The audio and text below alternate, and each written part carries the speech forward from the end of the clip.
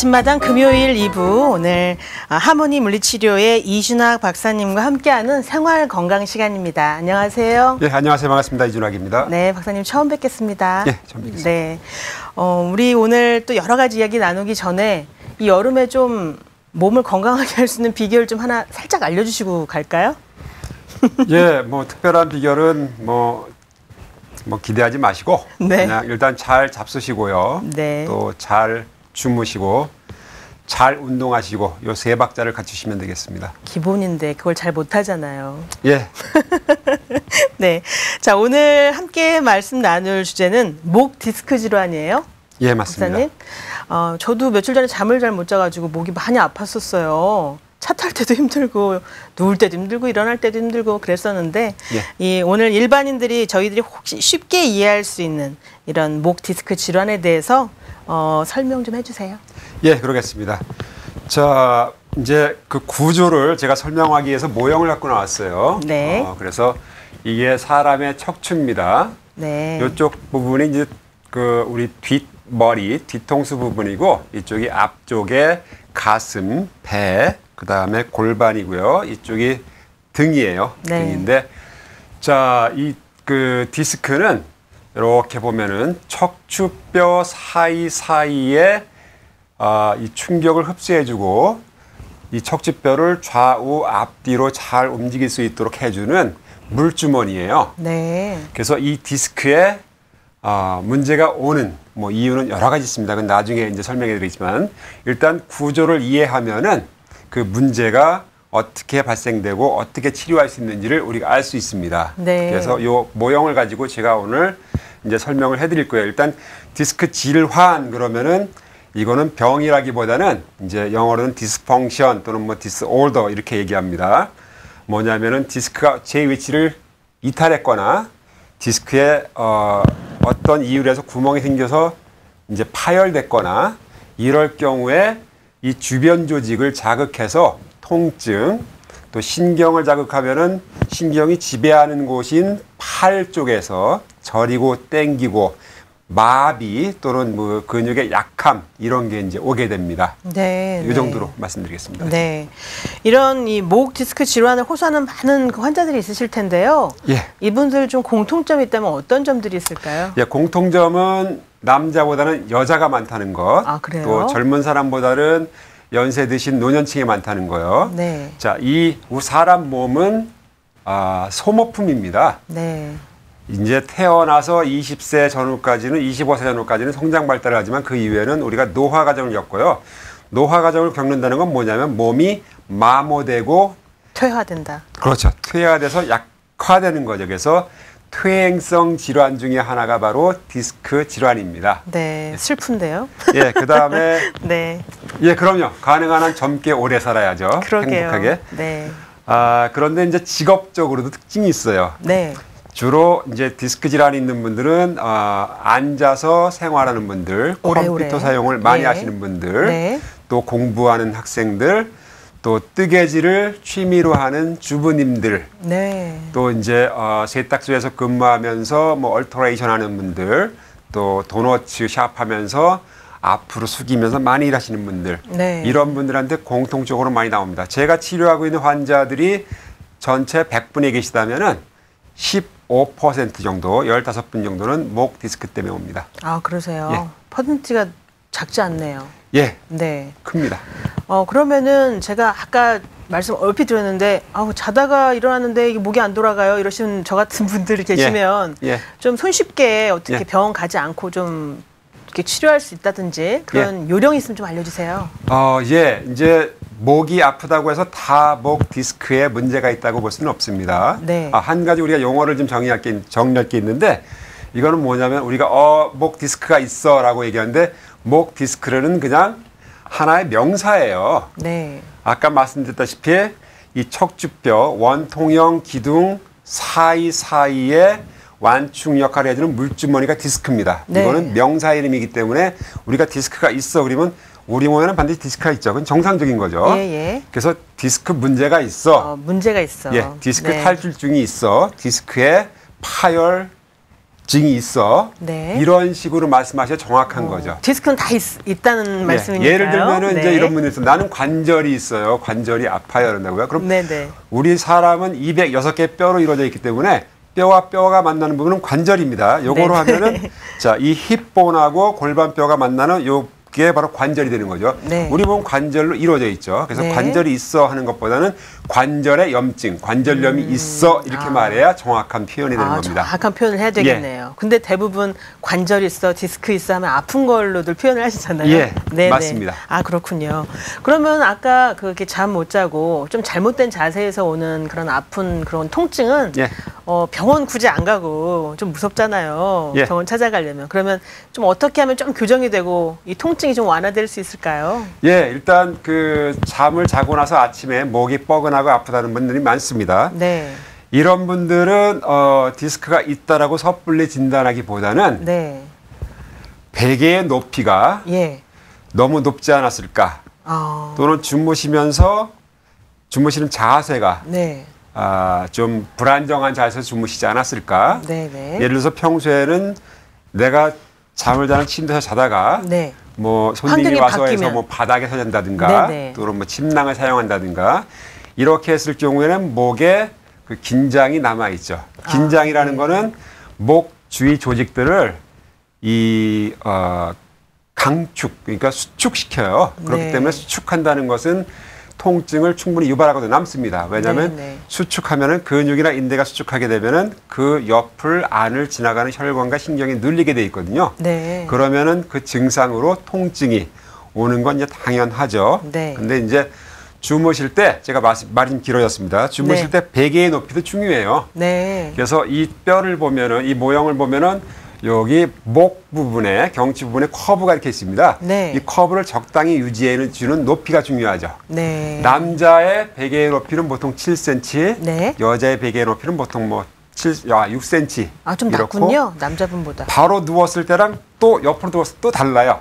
그래요? 예, 남자는 옆으로 누웠을 때 9cm 정도, 예. 여자는 옆으로 누웠을 때 7cm 정도. 왜냐하면 어깨 넓이가 다르기 때문에. 네. 또 사람의 신장이 차이가 있을 때도 다르고요. 또 우리 뒤통수의 모양도 또 중요합니다. 그렇기 때문에 베개 높이를 지금 정하는 것은 불가능하고 네. 개인마다. 맞습니다. 네.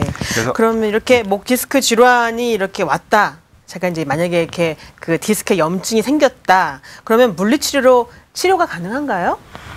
예, 맞습니다. 근본적인 원인을 이제 풀어줘야 되는 거죠. 네. 자, 이 목의 구조를 보면은요, 머리를 받쳐주는 목뼈, 척추뼈 7개로 되어 있습니다. 네. 7개 밑에는 흉추라고 해서 이제 가슴 부분에 해당되고, 네. 흉추 부분은 어떻게 구분하냐면은 늑골, 립이 있죠, 립. 네. 우리가 갈비뼈라고 하는 거.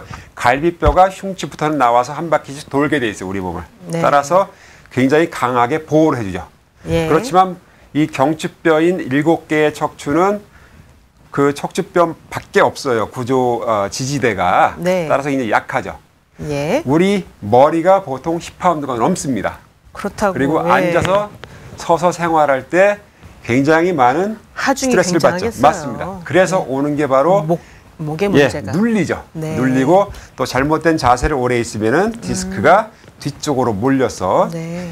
이 그림에서 모형에서 보듯이 노란색이 신경인데 네. 이 신경이 뒤쪽에 옆으로 빠지게 돼 있습니다. 예. 이거를 디스크가 건드리게 되는 거죠. 네. 그래서 디스크 질환이 오는 거니까 이제 효과적으로 이 문제를 혼자서 해결한다면 스스로 스트레치를 많이 해줘야 돼요. 네네. 스트레치를 많이 해주고 목 주변의 근육들을 강화시켜줘야 됩니다.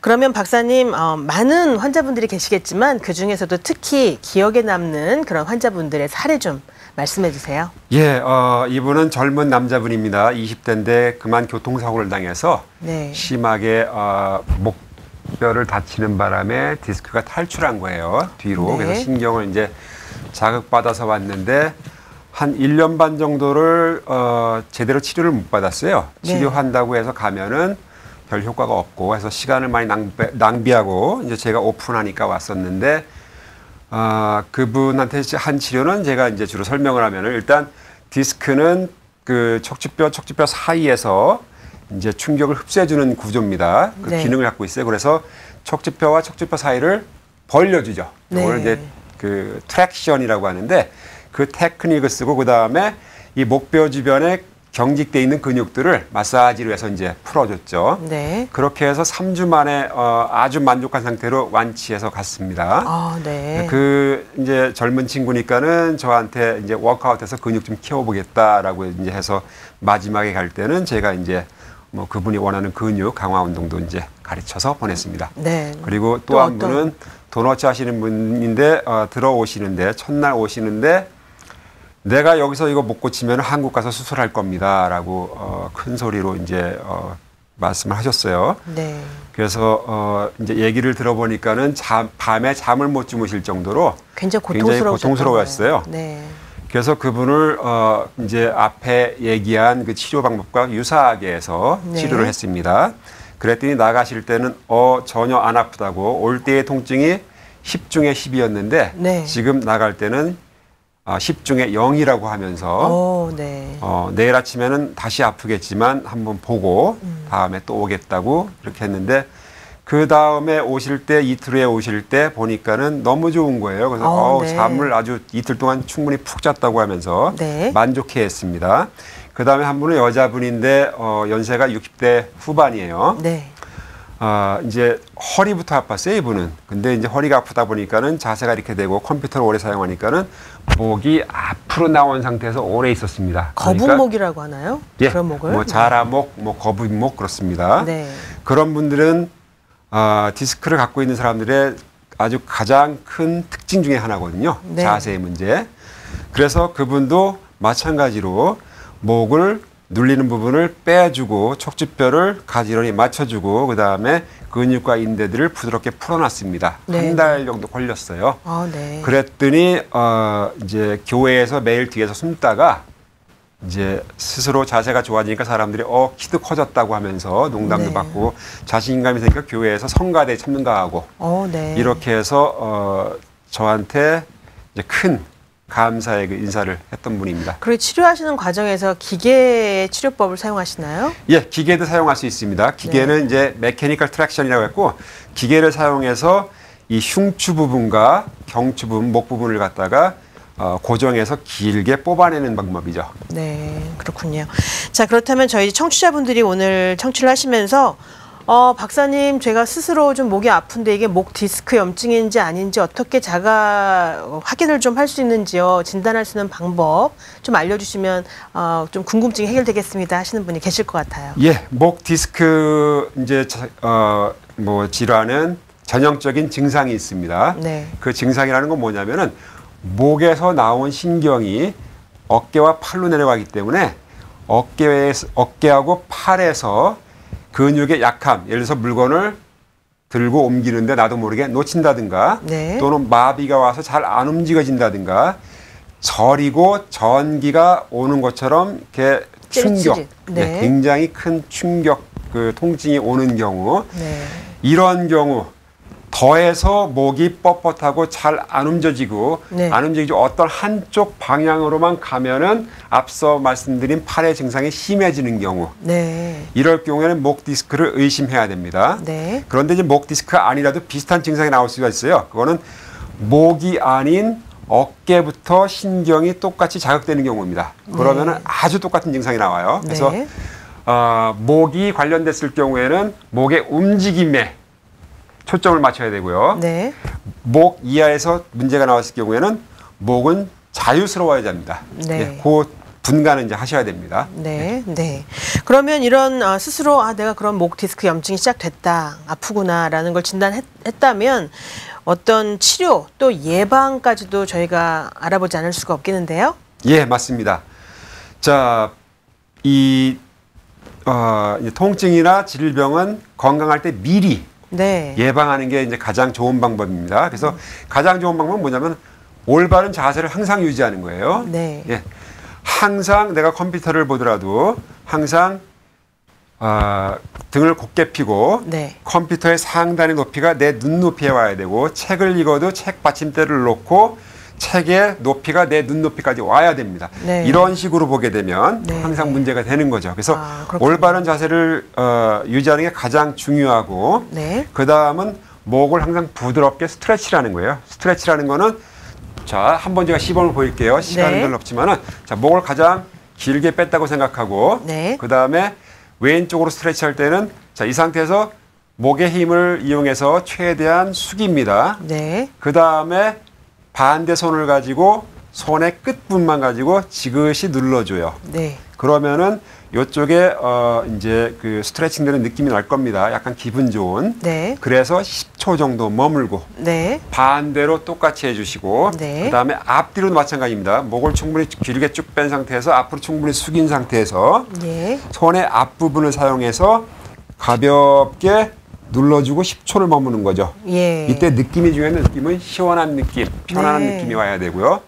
반대도 마찬가지입니다. 그런 어렵지 식으로 않은데요? 그런 식으로 스트레치를 하고 그 다음 두 번째는 스트렝스닝 운동을 해야 돼요. 목을 강화시켜줘야 되거든요. 그래서 목을 강화시켜주는 근육 운동인데 또 간단합니다. 자, 이쪽 옆에 있는 근육을 강화시킨다면은 이쪽의 머리를 가볍게 손바닥으로 대주고 오른쪽 머리를 이 손으로 머리를 지탱하면서 그쪽으로 이 머리를 미는 거예요. 이때 목과 머리가 움직이면 안 되고 손이 막은 상태에서 머리가 내 최대한의 힘의 70% 정도만 발휘하면 되는 거죠. 그래서 목을 강화시켜주는 거야. 반대쪽도 마찬가지고 앞쪽도 마찬가지고 뒤쪽도 마찬가지입니다. 이런 식으로 목을 보호하는 지지대인 앞과 옆 뒤의 근육을 골고루 강화시켜주는 거예요. 이러면은 목 디스크 질환에 걸릴 확률이 거의 없다고 봐야 됩니다. 간단하지만 아주 좋은 오늘 팁을 알려주셨어요. 혹시라도 저희 애청자분들 중에 저는 라디오로만 들어서 지금 전혀 박사님이 안 보여요 그러신 분들은 저희 웹사이트에 이준학 박사님의 생활건강 코너에 박사님의 얼굴이 보이니까 다시 한번 신청해 주시면 큰 도움이 되겠네요. 오늘 박사님 너무나 유익한 정보 감사합니다. 감사합니다. 다음엔 또 더 아주 유익한 정보 기대하겠습니다. 그렇게 하겠습니다. 오늘 이준학 박사님 모시고 생활건강, 목 디스크 질환에 대해서 함께 알아봤습니다.